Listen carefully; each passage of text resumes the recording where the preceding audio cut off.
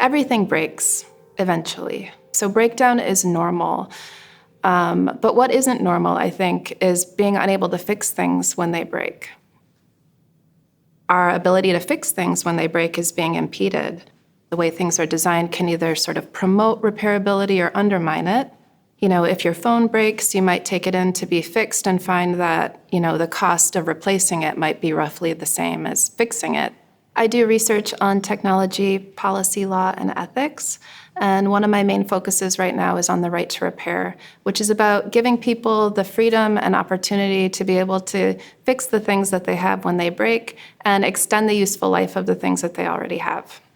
The right to repair really cuts across kind of all industries and sectors. It impacts things like our personal electronic equipment, our home appliances, our cars. This is an issue that really touches every single person in Canada and in the world. We can't be complacent being broken people living in a broken world with broken things. Being able to fix things is a fundamental human impulse.